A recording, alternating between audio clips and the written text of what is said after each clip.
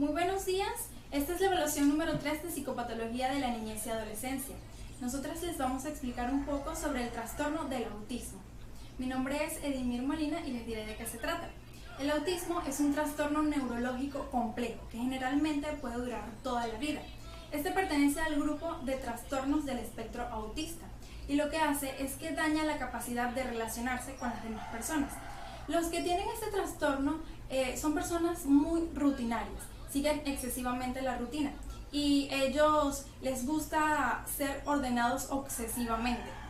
Este trastorno se ha estudiado que 1 de cada 59 individuos lo padecen, entre los que 1 de cada 37 son niños varones. Es por eso que se puede decir que el autismo se presenta 4 veces más en niños que en niñas y puede aparecer en cualquier raza, en cualquier etnia o en cualquier parte de la sociedad. Para conocer las personas que tienen autismo o los niños que pueden padecerlo, los indicios son que cuando ellos están en la escuela, generalmente no se relacionan o no presentan interés hacia los otros niños. Otro de sus indicios es que tienen su lenguaje, si existe, es muy literal. O sea, que no conocen de bromas, de chistes o de metáforas. Su relación con las demás personas no les gusta mucho el contacto físico, o más bien se podría decir que les gusta poco, porque tienen hipersensibilidad al tacto, al gusto, a la audición, y es por eso que hay veces que se les habla, cuando sus padres les hablan, se podría decir que no le prestan mucha atención o los niños no responden rápidamente y es por eso que dicen que tienen un déficit auditivo. Otro de los indicios es que ellos no hacen juegos simbólicos. Por ejemplo, cuando están jugando con muñecas, no les dan la comida en la boca o no juegan con carritos como si fueran de verdad. Entonces, eso también es otro de sus indicios. Otro sería que cuando ellos están en relación con otra persona no tienen mucho contacto visual, y que también los niños que ya tienen un nivel intelectual más alto sienten que son diferentes a los otros niños y eso hace que no encajen muy bien en la sociedad, por eso se nota también que son diferentes. La edad en la que se puede decir que se diagnostica el autismo generalmente es a los 3 años, aunque con investigaciones se ha notado que a partir de los 6 meses ya se puede diagnosticar el autismo. Las primeras personas que notan que un niño tiene autismo son los padres. Ellos podrían decir que desde su nacimiento ven que son diferentes a los otros niños, o también pueden decir que han venido siendo personas normales, pero a medida que han creciendo han ido cambiando un poco y ya no se relacionan igual con los demás. Cuando los padres van a un pediatra y el pediatra ve al niño, puede decirles que dejen que crezca o que el niño se vaya desarrollando para poder diagnosticarle este trastorno. Es por eso que se les aconseja a los padres, o lo que más se les recomienda es que cuando ellos noten que sus niños son diferentes, vayan de una vez a un especialista, que este sí se encargará de tratar al niño, porque lo mejor es que tratemos a los niños o a las personas con autismo mientras más temprano posible, es muchísimo mejor, porque un niño que tenga una educación adecuada y un buen tratamiento durante al menos 2 años en la etapa de preescolar servirá de muchísima ayuda para que después pueda tener más relación y pueda comunicarse mejor con las demás personas. Esto ha sido mi punto sobre el autismo. Espero que puedas conocer un poquito más con mi próxima compañera. Mar Pedraza, y yo les voy a hablar sobre los síntomas, los trastornos y el diagnóstico diferencial asociados al trastorno del autismo. Existen 3 tipos de síntomas o áreas principales que diferencian a un niño con autismo, los cuales son las alteraciones en las relaciones sociales, siendo esta una de las primeras. Acá el niño suele evitar la comunicación de manera activa. El niño suele aislarse, evitando por completo la comunicación. Estos tipos de niños sí la pueden tolerar cuando alguien se les acerca, mas no, ellos buscan acercarse a la persona. No ven a la persona, o sea, no mantienen contacto visual, no buscan el afecto de los padres, a veces pareciera que no necesitaran de ellos. Para llamar la atención no suelen gritar. Ellos suelen alterarse al momento en el que le cambian las posiciones de las cosas, o sea, como ellos lo dejaron. Ellos no toleran el cambio. Otro de los síntomas que tenemos es la alteración del deterioro del lenguaje.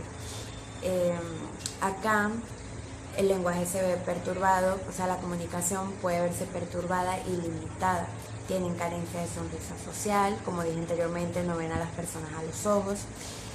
Los niños que pueden hablar no suelen hacerlo, y si van a hablar, no, para referirse a sí mismos utilizan lo que es el tú y el él.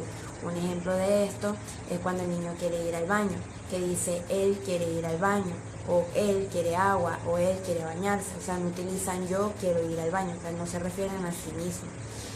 Otro de los síntomas que tenemos son las alteraciones motoras, estando aquí lo que es la motricidad gruesa y fina, los cuales se distinguen a este tipo de niños con el autismo. Es que estos tipos de niños suelen caminar de punta de los pies, suelen dar pequeños saltos, se la pasan dando carreras cortas, mueven el cuerpo de un lado al lado, del lado al otro, o sea, balanceándose, y al momento que están balanceándose también suelen utilizar los brazos de manera de aleteo, o sea, de arriba y de abajo. Este tipo de niños suelen quedarse mirando ciertas luces, se ven intensamente interesados en los objetos que se mueven de manera giratoria. Además de esto, estos niños suelen torcer mucho los ojos, suelen voltearlos. También tenemos en este tipo de síntomas que el niño suele agredirse a sí mismo, es decir, suele golpearse, aruñarse, jalarse el cabello, le gusta maltratarse, por así decirlo. Otro síntoma presente es la alteración cognitiva. Acá varias personas con este síndrome suelen tener diferentes maneras intelectuales, siendo unos extremadamente sabios en lo que vendría siendo las áreas de matemática, arte, música, como hay otros que presentan lo que vendría siendo el retraso mental, o sea, les cuesta adaptarse, les cuesta entender ciertas áreas educativas. En el diagnóstico diferencial o en las posibles causas por el cual se genera el autismo, tenemos lo que vendría siendo la esquizofrenia infantil, la disfasia, que esta se conoce por el retraso de adquisición del lenguaje y de las articulaciones. Tenemos lo que es el retraso mental, la privación ambiental, el síndrome de Rett, el síndrome de Asperger y el trastorno desintegrativo infantil. Para poder entender un poco más de esto, se los voy a explicar, que aquí también vendrían siendo lo que es los trastornos asociados al autismo. En estos tenemos lo que voy a empezar por el síndrome de Rett, que es un trastorno que afecta principalmente a las niñas. Ese trastorno se conoce porque suelen torcer, suelen colocar las manos, suelen mantener las manos cerradas. Este trastorno se da a partir del segundo año de vida, haciendo que pierdan las habilidades motoras, haciendo que la niña ya no se pueda depender de ella misma, sino que depende de otras personas para poder hacer sus cosas por el resto de su vida. Trastornos también tenemos lo que vendría siendo el trastorno desintegrativo infantil, que es aquella que se presenta por la regresión del lenguaje, el comportamiento y las habilidades ya adquiridas a lo largo de los 2 y 4 años de edad. Este trastorno es parecido al autismo, a diferencia que este aparece después de los 2 y 4 años de edad. Algunos niños describen o reaccionan ante las alucinaciones. Para describir estas alucinaciones o el susto que ellos están presentando en su cuerpo, lo demuestran de una manera agresiva, ansiosa e hiperactiva por la pérdida de las habilidades. Con el tiempo, este deterioro puede establecerse, o sea, ya no se sigue desarrollando. Hay veces que puede obviamente recuperar esas habilidades, como hay otras veces que no las recuperan.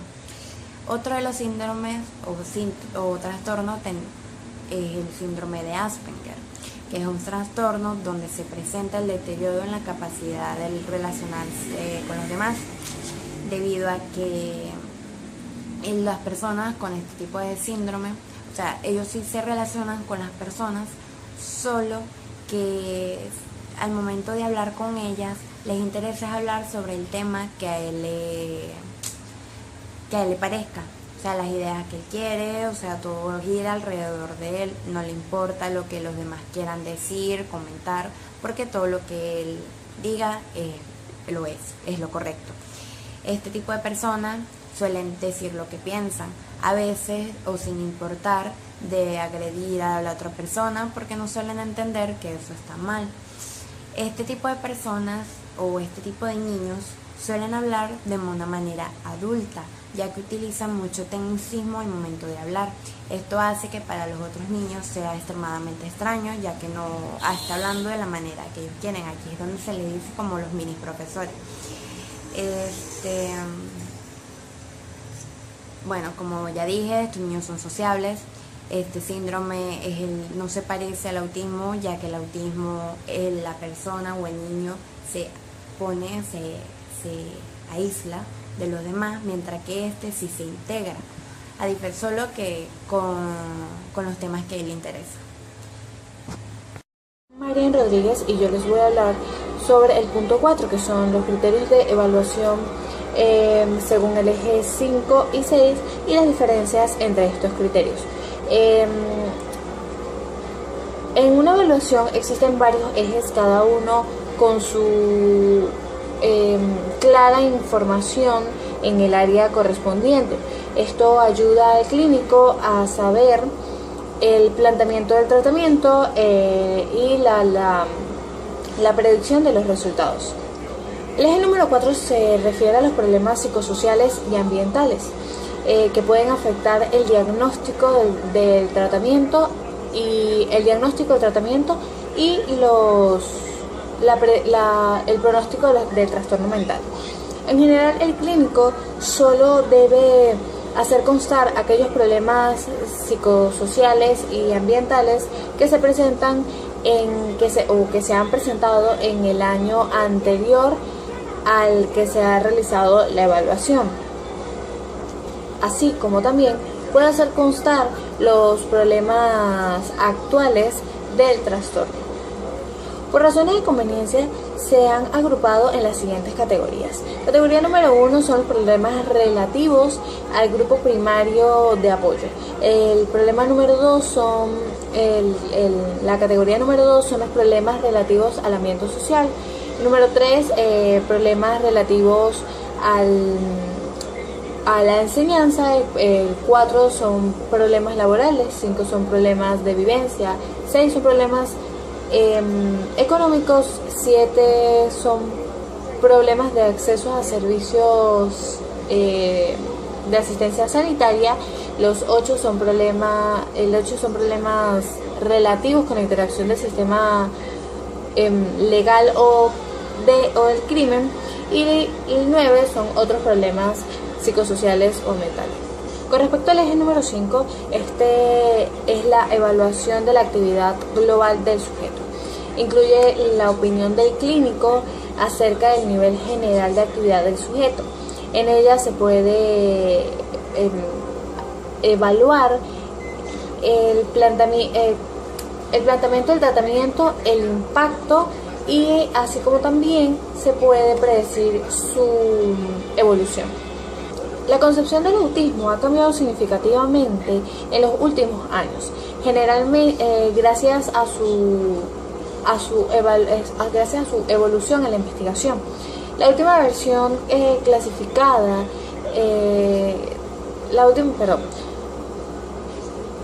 la última versión de la clasificación internacional de los trastornos mentales, el DSM-5, fue actualizada.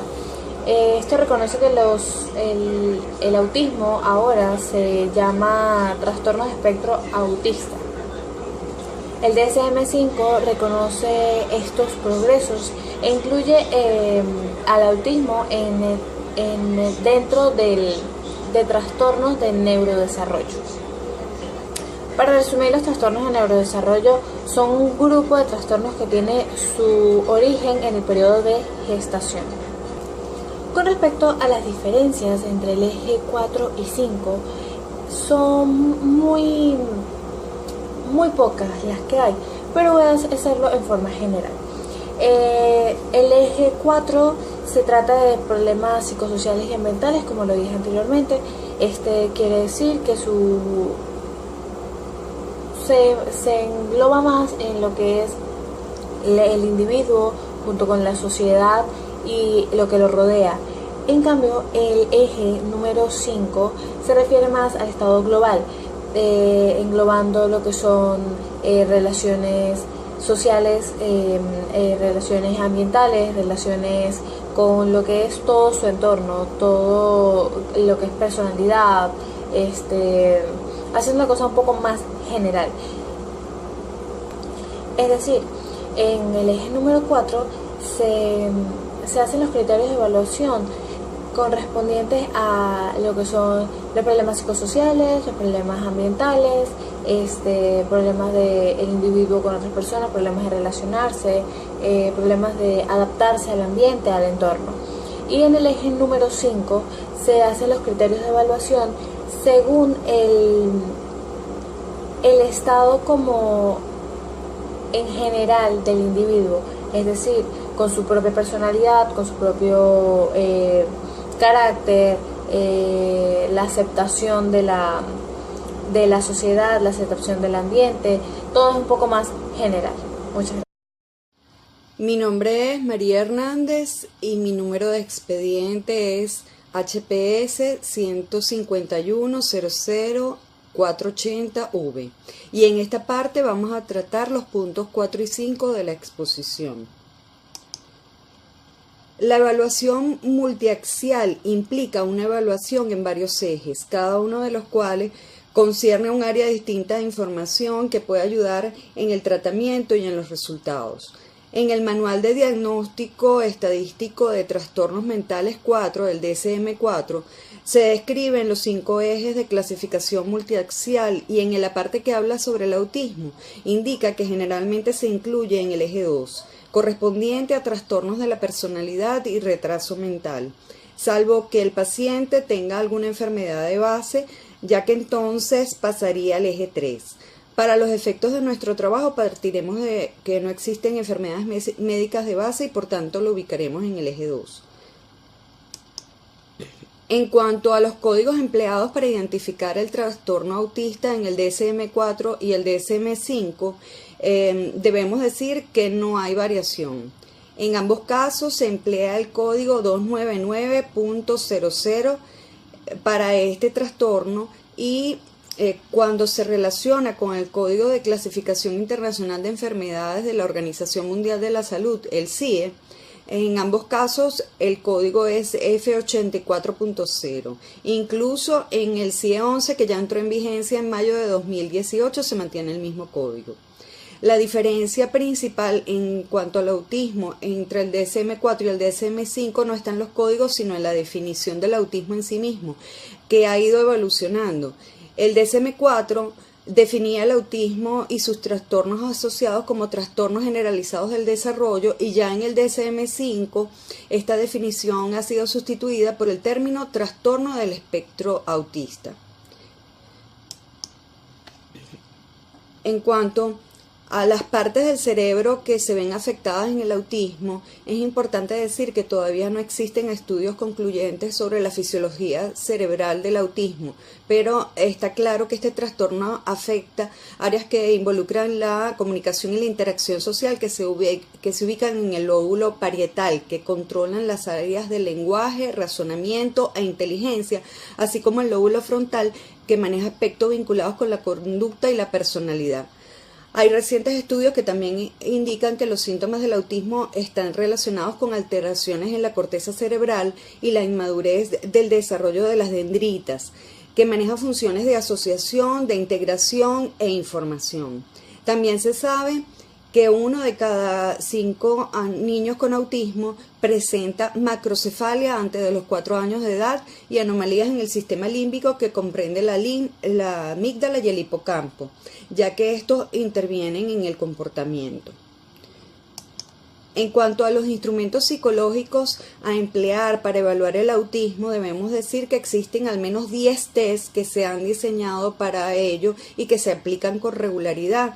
Nosotros vamos a utilizar a los efectos de este trabajo la escala de observación para el diagnóstico del autismo, conocida por sus siglas ADOS-2, la cual evalúa capacidades comunicativas y de interacción social debido a que está dividida en módulos y se pueden aplicar dependiendo de la edad de la persona que se evalúa.